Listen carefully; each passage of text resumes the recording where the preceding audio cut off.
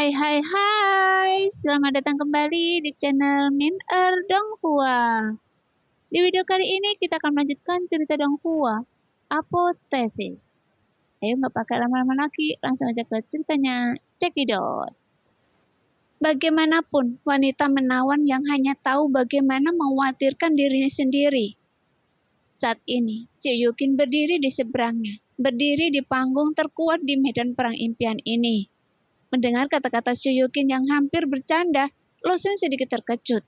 Kemudian dia berkata perlahan, "Hadiah apa yang Anda inginkan?" Mendengar itu, mata cerdas Xiao Yuqin berkedip dan terus berjalan menuju Lo Shen. Melangkah ke depan catur langit dan bumi berarti dimulainya pertempuran. Ini adalah langkah yang sangat berbahaya bagi orang lain untuk melakukan hal ini. Namun Xiao Yuqin tidak bisa mewaspadai Lo Shen. Ketika dia tiba di depan Lo Shen, dia berjingkat sedikit dengan senyum murni di wajahnya. "Bahkan, jika saya benar-benar bisa mengalahkan Anda, saya tidak akan mengambil tindakan apapun." Setelah mengatakan itu, dia mencium wajah Lo Shen dengan kecepatan yang sangat cepat, lalu kembali ke bidak caturnya dan berkata dengan keras, "Saya menyerah pada pertempuran ini." Tiba-tiba, adegan yang terjadi itu mengejutkan banyak pejuang di dunia.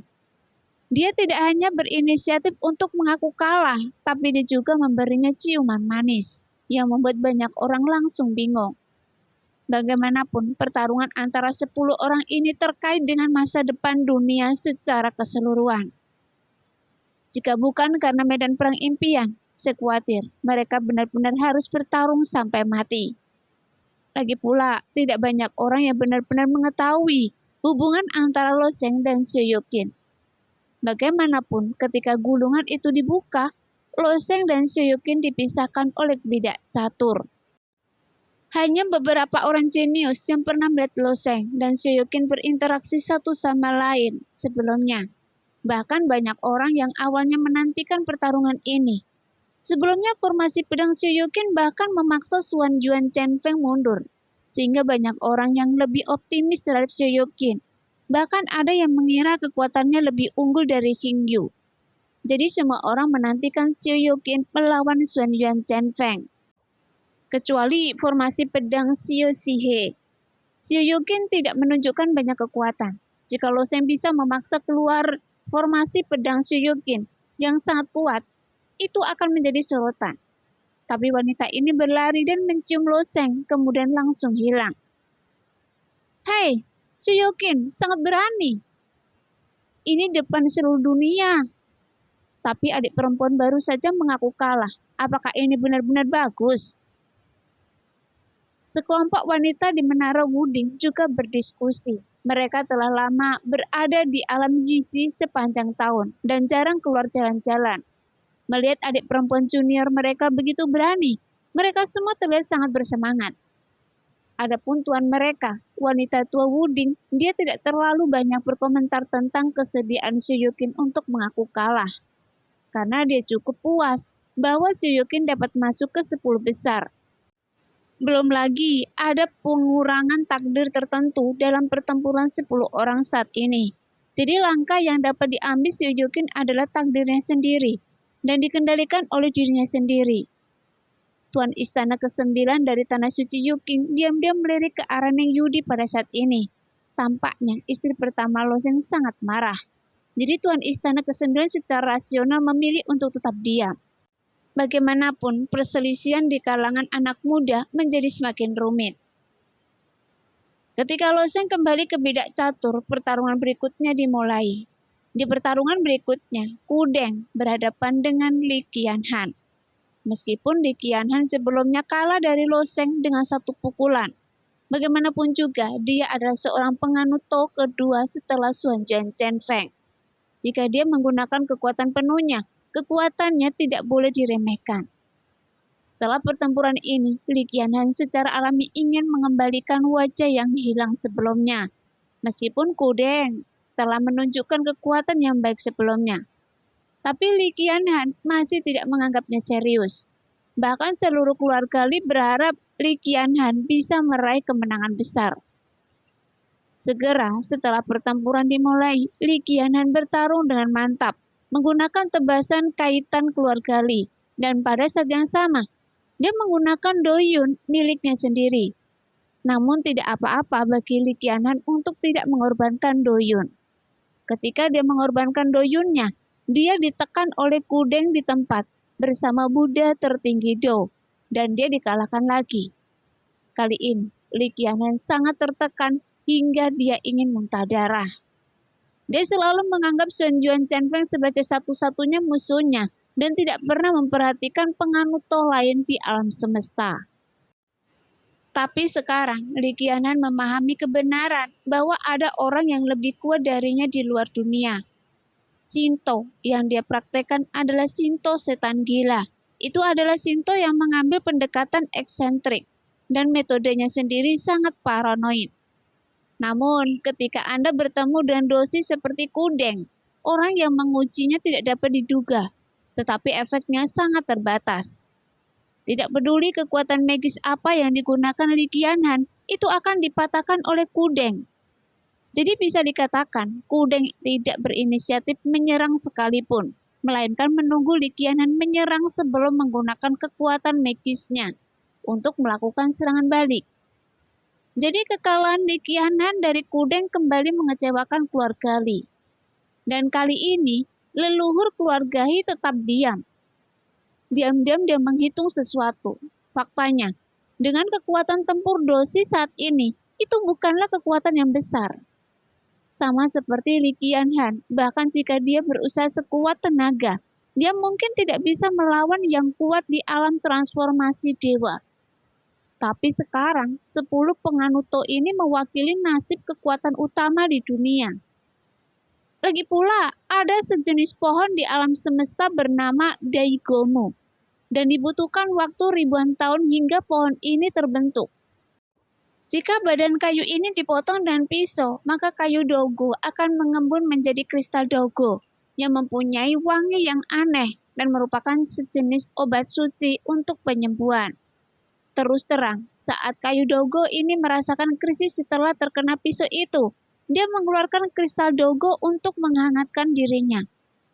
Membandingkan dunia dengan pohon Diago, maka jalan surga merasakan krisis terlebih dahulu, dan segera memulai perjuangan besar.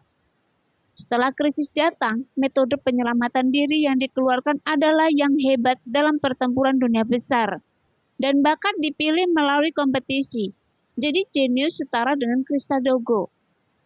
Semakin dekat dengan peringkatnya, semakin besar tanggung jawabnya. Di saat yang sama, kekuatan di belakangnya semakin besar, jadi kemungkinannya untuk bertahan pada tingkat krisis ini sangat kecil. Oleh karena itu, belum lagi mengalahkan Sun Yuan Chenfeng. Jika Li Qianhan bisa meraih posisi kedua, dia juga bisa memimpin keluarga Li melewati krisis saat krisis datang. Bagaimanapun, setiap kali krisis datang, banyak sekali ras yang mati. Meskipun situasi yang selalu berubah akibat dampak kekerasan terlepas dari kenyataan bahwa Dewa Wunian berada di puncak langit dan merupakan kekuatan mutlak di dunia. Tapi, apapun bisa terjadi dalam krisis. Jadi yang dikhawatirkan oleh leluhur keluarga Li saat ini bukanlah Li Qianhan, tapi dia mengkhawatirkan kelangsungan keluarga Li. Pada saat ini, pertarungan round robin ini terjadi beberapa kali. Jadi kursi ditentukan dengan cepat. Xu Yuqin, Li Qianhan, Zilu Sui, Jiang Yengyi, dan Dugu jatuh ke posisi 5 terbawah. Lo Sheng, Sun Yuan Chenfeng, Hua Tianming, Qing Yu, dan Kudeng terdaftar di 5 besar. Mungkin sial bagi Li Qianhan untuk jatuh ke 5 terbawah, karena dia kalah 2 pertandingan berturut-turut dan ditahan. Adapun alasan jatuhnya Dugu itu karena pedangnya. Meskipun pedang ini adalah harta karun kekacauan, pedang itu rusak parah. Ketika Dugu sendiri digunakan secara berlebihan, pedang ini seringkali terfokus pada satu hal, jadi lainnya meleset. Adapun Xu Yuqin, dia sering menyerah tanpa alasan. Sebagian besar pejuang di dunia meragukan bahwa dia memiliki kekuatan untuk melawan Sun Yuan Chenfeng. Tetapi wanita ini tidak punya niat untuk bersenang-senang sama sekali. Kekalahan Jiang Gengyi dan Qi Lusue dinilai karena kurangnya kekuatan. Sekarang adalah pertarungan untuk 5 orang pertama. Di antara 5 orang ini, kecuali Xuan Yuan Feng yang mati dan terlahir kembali 1 kali. 4 lainnya tidak pernah dikalahkan 1 kali pun. Entah itu pertempuran di luar kota utama, ujian di berbagai alam rahasia, atau bahkan masuk dan keluar aula sebab dan akibat beberapa kali. Terlepas dari keberuntungan, kekuatan dan ketekunan mereka semua adalah yang terbaik di kalangan generasi muda. Sekarang, mata yang tak terhitung jumlahnya di dunia terfokus pada mereka berlima. Saya pikir King Yu jauh lebih kuat dari 4 lainnya. Jangan lupa, Kudeng sudah menjadi Buddha. Dalam agama Buddha, menjadi Buddha berarti dia telah resmi memasuki jalan Buddha. Dan pernyataan ini sebenarnya mirip dengan makna bahwa Xuan Yuan Feng telah mencapai dosi dan telah menjadi dewa sejati. Di tengah perbedaan pendapat seputar 5 orang ini, pertarungan terbesar di dunia mungkin telah dimulai. Jika chip yang ditempatkan pada 5 orang ini dikumpulkan bersama, jumlah giok esensi sejati mungkin akan menjadi angka yang sangat besar. Di papan catur langit dan bumi, bidak catur terus-menerus mengembun. Pertarungan sebelumnya adalah bidak catur, namun pada pertarungan pertama, si kembar hitam dan putih masing-masing kehilangan 6 bidak. Dan di saat yang sama, mereka mengambil 13 bidak yang sebelumnya jatuh di papan catur. Kemudian, tangan giok tidak lagi memegang bidak catur itu sendiri, tetapi mengumumkan dengan suara dingin. Dalam pertarungan pertama, Lo Sheng akan menghadapi King Yu. Jelas, Lo Sheng tidak menyangka di antara kelima orang ini dia akan bertemu King Yu di pertempuran pertama. King Yu telah memintanya untuk tombak pembunuh suci sebelumnya. Dia bahkan mengatakan bahwa dia akan memaksa Lo Sheng menyerahkan tombak pembunuh suci dari tangannya. Alasan apa yang dia miliki? Senjata ini adalah senjata Sun. Lo Sheng pasti akan membawanya keluar dari medan perang impian dan memberikannya kepada Sun. Tapi dia masih ingin mendengar alasan wanita ini. Jadi dia melompat dari bidak catur dan mendarat dengan kokoh di papan catur. Kemudian King Yu juga mengambil langkah maju. Berjalan selangkah demi selangkah dari tangga yang tak terlihat. Saat dia berjalan, dia tersenyum lembut pada Lo Sheng. Sekarang, bisakah Anda memberi saya tombak pembunuh suci? Alasannya? Lo Sheng berkata dengan tenang. Meskipun Lo Sheng pernah sangat menyukai klan Yoye, bahkan tidak ada keraguan bahwa ini adalah ras yang sangat indah di dunia, penuh keteraturan dan keindahan. Namun karena pertemuan antara Liu Yu dan Huan Ling, Lo Sheng memusuhi klan Yoye. Karena Liu Yu mungkin masih menanggung siksaan sekarang, dan setelah Huan Ling kembali dari medan perang impian, akhir darinya mungkin tidak jauh lebih baik. Tidak ada alasan, saya hanya bertukar pikiran dengan Anda, kata King Yu percaya diri. Benar itu, Lo Sheng tersenyum dingin. Apa yang ingin Anda tukarkan dengan tombak pembunuh suci? Bagaimanapun, tombak pembunuh suci adalah senjata terkuat pertama di dunia. Meskipun itu mungkin tidak terlalu kuat di tangan Lo Sheng, tetapi jika diberikan kepada Sun, itu bisa meledak dengan kekuatan yang tak ada habisnya. Lagi pula, semua artefak tertinggi adalah harta yang tak ternilai harganya. Jadi apa yang wanita ingin berikan sebagai imbalannya? Jadi banyak orang menancapkan telinga mereka dan ingin tahu berapa harga yang akan dibayar King Yu. Tapi King Yu hanya membuka bibirnya sedikit dan berkata kepada Lo Sheng dengan transmisi energi yang sebenarnya. Janin spiritual yang sempurna dalam hidup. Itu telah dipelihara di kumpulan keyakinan selama bertahun-tahun yang tak terhitung jumlahnya. Sebagai imbalan atas janin spiritual dan Sun ini, saya percaya bahkan Sun akan menyerahkan tombak pembunuh suci untuk saat ini. Lo Sheng bertahan kening. ketika dia mendengar kata-kata King Yu. Jika ada hal lain, Lo Sheng mungkin langsung menolaknya tanpa memikirkannya. Tapi janin spiritual yang sempurna ini, keyakinan yang dikumpulkan dalam kumpulan kepercayaan ketiga raja juga berbeda. Kolam air di kolam iman Sun dipenuhi dengan pikiran membunuh semua orang di klan Yoye. Jadi warnanya merah darah. Dikatakan bahwa orang-orang yang berada ribuan mil jauhnya dari kolam imam dapat merasakan niat membunuh. Dalam jarak 1000 mil, makhluk biasa tidak dapat mendekatinya. Bahkan para pejuang alam kesengsaraan kekosongan tidak dapat menahan niat membunuh tersebut. Karena membutuhkan budidaya alam laut dewa untuk mendekat. Kolam Imam Raja Kehidupan adalah kolam air berwarna hijau muda, berisi kekuatan kehidupan yang tiada habisnya. Bahkan jika seorang pejuang terluka parah, jika dia dekat dengan kumpulan kepercayaan hidup, tidak peduli seberapa serius cederanya, dia dapat pulih dalam waktu singkat. Dan yang paling tidak dimiliki Sun sekarang adalah tubuh fisik. Janin spiritual yang dibesarkan di kolam iman ini memang layak untuk Sun. Tapi untuk janin spiritual ini harus ditukar dengan tombak pembunuh suci. Janin spiritual ini adalah tubuh sempurna dari klan Yoye. Meskipun tombak pembunuh suci memang bagus, tapi bagaimanapun juga itu hanyalah benda asing. King Yu melihat ekspresi emosi di wajah Lo Sheng dan terus menggunakan janin spiritual untuk menggodanya. Mata Lo Sheng sedikit berkedip, tetapi dia hanya bertanya. Tombak pembunuh suci hanya dapat digunakan di tangan Raja Pembantaian. Jadi untuk apa senjata ini? King Yu terdiam sejenak.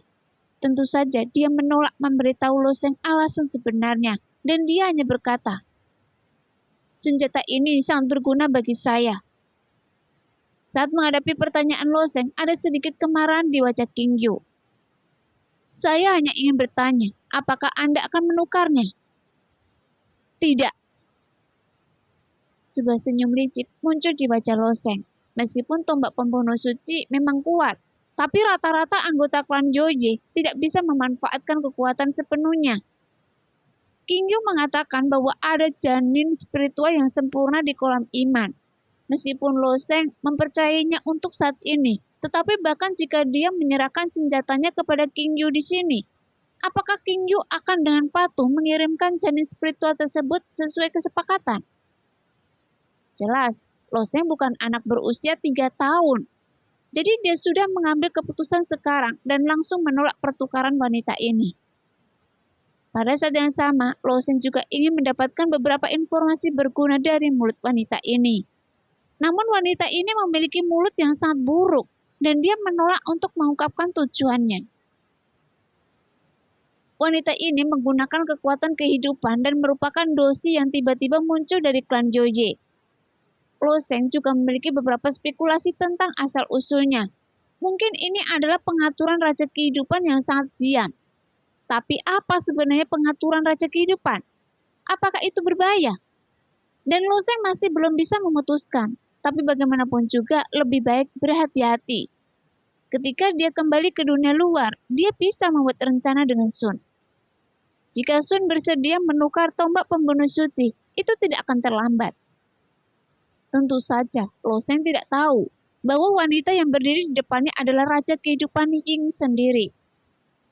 Setelah Lo Sheng menolak permintaan pertukaran King Yu, kedua alis King Yu yang cekatan sedikit terpelintir dan mulai menekan ke arah tengah alis, memancarkan energi yang tajam. Dia seperti harimau betina yang marah, berdiri di sana menatap Lo Sheng dan berkata, apakah Anda yakin Anda tidak akan berubah pikiran? Jika Anda tidak mengatakan alasannya, saya tidak akan berubah pikiran.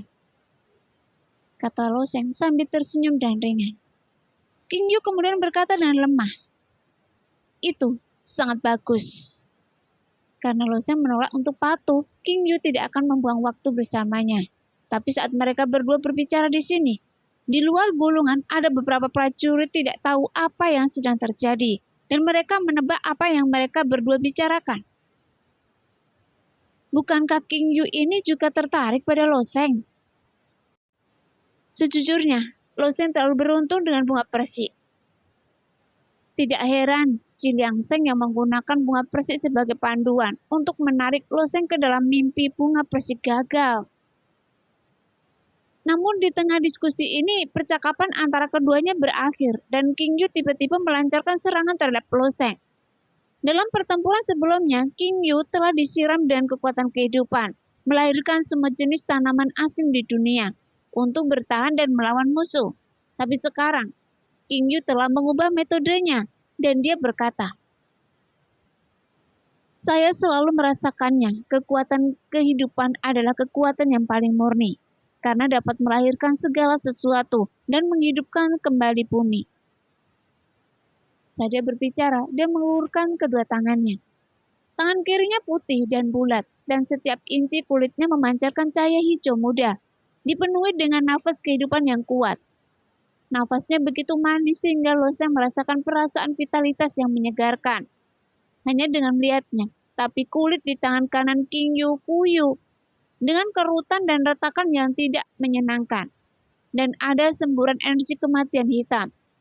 Sekarang, sepasang tangan menunjukkan dua bentuk yang sangat berbeda, seolah-olah itu melambangkan selama ada kehidupan akan ada kematian. Dan ribuan makhluk hidup berputar dalam hidup dan mati. Hukum kehidupan mengandung lebih dari sekedar vitalitas. Sebaliknya, banyak misteri tentang kematian yang terkandung dalam hukum kehidupan. Oleh karena itu, orang yang mengamalkan hukum kehidupan adalah orang yang paling memahami hidup dan mati. Sekarang, King Yu sedikit marah, dan dia tidak ingin mengakhiri pertempuran ini terlalu mudah. Jika dia berada di dunia luar, dia mungkin memilih untuk menguras umur Loseng dan menyegel garis hidupnya, sehingga dia tidak bisa memperpanjang hidupnya. Sehingga Loseng memasuki 5 kemunduran surga dan manusia, kemudian maju dalam penuaan tanpa akhir. Sayangnya, ini adalah medan perang impian. Jadi metode ini tidak ada gunanya. Jadi dia memilih cara lain yang lebih kejam dengan menggunakan siklus hidup dan mati. Faktanya, beberapa penguasa surgawi telah menebak identitas King Yu sebelumnya, tetapi mereka masih sedikit ragu. Bagaimanapun, harga yang harus dibayar untuk berbalik sepenuhnya terlalu tinggi, dan resiko yang diambil Ying dalam melakukan hal itu sangat tinggi. Tapi para Tianxun ini tidak dapat mengetahui tujuannya. Berbalik untuk berpartisipasi dalam medan perang impian. Pada saat ini, setelah melihat King Yu melakukan metode ini, mereka yang akrab dengan Raja Kehidupan menjadi yakin sepenuhnya dalam sekejap. Wanita ini menggunakan metode yang sangat kuat ketika dia muncul. Siklus hidup dan mati dengan pikiran Loseng yang jatuh ke dalamnya. Mungkin cukup baginya untuk membunuhnya dengan mudah. Tapi dengan metode semacam ini, begitu dia berhasil melewatinya, sebenarnya ada manfaat tertentu. Bagaimanapun, para dewa surgawi tahu bahwa ada garis tajam antara hidup dan mati. Sisi batas ini adalah kematian, dan sisi lain dari batas tertentu adalah kehidupan. Selama dia mengontrol hukum kehidupan di atas tingkat ke-8, dia dapat menggunakan batas yang mana secara akurat. Dan itu adalah ilusi antara hidup dan mati, tetapi itu akan diterapkan pada Loseng saat ini. Meskipun sekarang kekuatan King Yu berada di alam laut dewa, tapi bagaimanapun juga dia adalah reinkarnasi dari Raja Kehidupan. Selama bertahun-tahun, Ying tetap membungkam tentang kekacauan di seluruh klan Joye, baik itu Yo atau Sun. Dia hanya berpura-pura belum pernah melihat perkelahian di antara mereka, dan terkadang bahkan menambah bahan bakar ke dalam api. Meskipun kehadiran Raja Kehidupan sebelumnya tidak terlalu kuat, Ying jelas merupakan salah satu raja kehidupan yang sangat istimewa. Di mata Ying, Sun adalah seorang adik perempuan yang dingin di luar, tetapi panas di dalam. Dia hanya tahu bagaimana memimpin klan Joye berkembang kemana-mana, mewakili kekuatan tempur terkuat dari klan Joye. Dan Yo ditakdirkan menjadi seorang konspirator dengan ambisi besar, tetapi cangkupannya agak kecil. Mengendalikan klan Joye tampaknya menjadi kesenangan terbesarnya. Namun minat Ying sangat berbeda dengan mereka. Ying memiliki kegigihan yang luar biasa terhadap hukum kehidupan sejak dia masih kecil, dan dia juga memiliki kepekaan yang tidak biasa. Memberikan kehidupan kepada mereka, mencoba membuat mereka tumbuh dan berkembang biak dengan cepat, adalah kesenangan terbesar baginya. Dan kesenangan dari hukum kehidupan jelas lebih dari itu. Ketika kehidupan berakhir, kekuatan kutukan yang aneh juga menarik perhatiannya. Mengapa kekuatan kutukan berkumpul menjadi roh jahat sebelum makhluk hidup? Mengapa para pejuang tidak bisa hidup selamanya? Mengapa orang kuat terjerumus ke dalam 5 kemunduran surga dan manusia? Di masa lalu, Ying yang masih muda memiliki begitu banyak keraguan dalam pikirannya. Misteri ini mungkin lumrah bagi orang lain. Kenapa aturan ini selalu ada? Bahkan tidak ada yang tahu alasannya. Namun karakter Ying memang seperti ini. Adapun yang membuatnya bingung, dia harus mencari tahu kebenarannya. Di mata orang lain, menjadi raja kehidupan sudah menjadi akhir dari hidup Ying. Raja dari klan Yoye sebanding dengan keberadaan Tianxun. Mereka bahkan lebih tinggi dari Tianxun. Meski disebut raja, ia sebenarnya adalah dewa kepercayaan klan Yoye. Namun Ying tahu ini hanyalah titik awal baginya, karena masih banyak hal dalam pikirannya. Mengapa dia belum menyelesaikannya?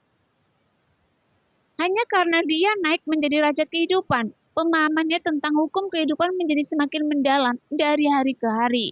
Dan pembelajarannya tentang hukum kehidupan menjadi semakin menyeluruh setiap hari. Dari tingkat ke-6 hingga tingkat ke-9. Adapun kekuatan hukum tingkat ke-10, yaitu tingkat kesempurnaan. Tidak ada yang bisa memahaminya di bawah aturan surga dunia ini. Hanya ketika dewa surgawi mencapai tingkat takdir tertentu, barulah dia bisa menjadi sempurna. Dan ini adalah garis yang sangat jelas. Jadi dia tidak dapat menembus batas itu. Sebelumnya dikatakan bahwa hanya mereka yang telah membuka 36 daun teratai dan memiliki teratai Mahayana. Mereka dapat melewati batas ini. Lalu apakah bunga teratai yang melayang di atas kepala setelah alam hidup dan mati? Mengapa hal itu kini menjadi perhatian semua orang? Mengapa takdir setiap orang didominasi oleh bunga teratai seperti itu? Oleh karena itu, keraguan Ying tidak hanya tidak berkurang, tetapi malah semakin bertambah. Sebenarnya, apa gunanya bunga teratai? Dan mengapa hanya dengan bunga teratai seorang dapat mencapai teisme? Banyak orang mungkin tidak berkonsentrasi memikirkannya. Setiap orang hanya perlu bekerja keras untuk mencapai tujuan ini, tetapi mengapa tujuan ini muncul, hanya sedikit orang yang memikirkannya. Namun, sekeras apapun Ying berusaha dan seberapa banyak dia belajar, dia tidak akan pernah bisa melewati batas itu. Dia tahu bahwa alam dewa itu ada, tetapi alam dewa hanyalah sebuah konsep samar di antara banyak makhluk di dunia ini. Di bawah konsep ini, banyak hal yang sengaja disembunyikan, karena tidak ada hubungan antara alam bawah dan alam atas di alam semesta. Alam bawah adalah dunia yang energik spiritualnya relatif ringan dan lemah. Namun jalur antara alam atas dan bawah tidak tertutup, sehingga tidak jarang pejuang dari alam atas kembali ke alam bawah. Tapi di dunia ini, tidak ada satupun dewa sejati yang melewati batas itu yang kembali. Dan tidak ada kabar dari mereka semua. Jadi Ying merasa bahwa ini adalah pembatasan yang disengaja. Jadi Ying akhirnya sampai pada kesimpulan seperti itu. Menggunakan spekulasi hukum kehidupan, pada kenyataannya setelah seorang pejuang mencapai alam laut dewa, tubuh fisiknya hampir bebas hambatan dan secara teori dia dapat mencapai kehidupan kekal. Namun dalam waktu 30.000 tahun, 5 kemunduran surga dan manusia akan terjadi. Dalam pandangan Ying, hari ini, 5 kemunduran surga dan manusia adalah semacam kutukan yang dijatuhkan oleh surga, yang tidak mengizinkan terlalu banyak makhluk di dunia untuk ada. Sebelum suatu makhluk mati, maka orang yang membunuhnya akan dikutuk hingga dia akan dipenuhi roh jahat. Ini adalah larangan membunuh makhluk di dunia tanpa pandang bulu. Dan aturan-aturan ini sangat disengaja. Dan jelas ada seseorang yang sengaja membatasinya dengan cara ini. Jadi, dia mencari tahu apa yang bisa dilakukan untuk melepaskan belenggu aturan-aturan surgawi ini. Saat dia menjelajahi hal-hal ini, Yo telah menyerang Sun dan mencekiknya. Dan ini adalah peristiwa yang menggemparkan dunia bagi klan Yoye. Tapi Ying tidak ikut campur. Meskipun Dewa Surgawi di belakangnya juga memperingatkan tentang ambisi Yo dan sebagainya. Karena keberadaan ketiga raja itu pada awalnya harus saling menjaga, menyeimbangkan dan menahan. Jika Ying bersedia untuk maju sejak awal, mungkin ambisi Yo tidak akan berkembang sedemikian rupa. Jadi Yinglah yang membuat Yo menjadi tidak bermoral, karena dia masih terobsesi untuk mengeksplorasi misteri di dalam dunia. Faktanya, Ying tidak tahu bahwa dia bukanlah satu-satunya orang di dunia yang melakukan hal ini, termasuk klan surgawi, termasuk Dewa Surgawi dosa asal. Mereka kurang lebih telah mengeksplorasi aspek terkait. Namun sejauh ini mereka belum berhasil. Dia pernah memikirkan apakah gadis misterius itulah yang mengendalikan surga ini. Jadi Ying pernah menggunakan token mengaum dan bertanya kepada gadis misterius itu secara telanjang. Tapi gadis misterius itu tidak menjawab pertanyaannya sama sekali. Jadi Ying berhenti terjerat dan memilih reinkarnasi sebelum pertempuran besar dimulai. Meskipun itu akan mengorbankan seluruh kultivasi dan bakatnya, yang hampir setara dengan kehidupan baru. Tapi itu hanya mengorbankan dirinya sendiri. Bahkan dalam reinkarnasi akan menghabiskan hampir sepertiga air di kolam iman. Sebelumnya, dia juga mendapat tantangan keras dari Tianxun yang mendukungnya. Hanya saja setiap orang memiliki kepentingannya masing-masing. Jika Ying bersikeras, percuma saja Tianxun ini menolaknya. Jadi dia memilih untuk bereinkarnasi. Dan akhirnya mendapatkan keinginannya dan memasuki medan perang impian. Dia bahkan berjalan melalui aula sebab dan akibat dan bertemu dengan dewa sejati yang dia impikan. Namun dewa sejati itu hanyalah tanda jiwa mereka. Yang mereka diskusikan hanyalah teknik untuk mencapai jalan dewa. Mengenai keraguan Ying, tanda jiwa para dewa sejati itu tetap diam. Tapi Ying tidak berkecil hati dengan hal ini. Semakin jauh dia melangkah di medan perang impian ini, semakin dia akan mengerti. Karena semuanya memiliki aturan. Jadi dia mengikuti aturan ini dan akhirnya melanggarnya. Adapun kebutuhannya akan tombak pembunuh suci, dia ingin mengumpulkan 3 artefak tertinggi klan Joye. Tapi dia memiliki tujuan lain, dan itu tentang warisan Biyue dari klan Joye. Hanya saja itu hanya bisa dibuka ketika waktunya tiba. Tapi King Yong sudah berencana untuk mengabaikan aturan ini. Bagaimanapun ini adalah karakternya.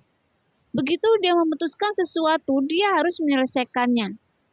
Siapapun yang berdiri di depannya akan dihancurkan olehnya. Sekarang, Lusen sangat tidak kooperatif. Jadi setelah muncul, dia merilis rahasia yang sangat kejam dengan menggunakan siklus hidup dan mati.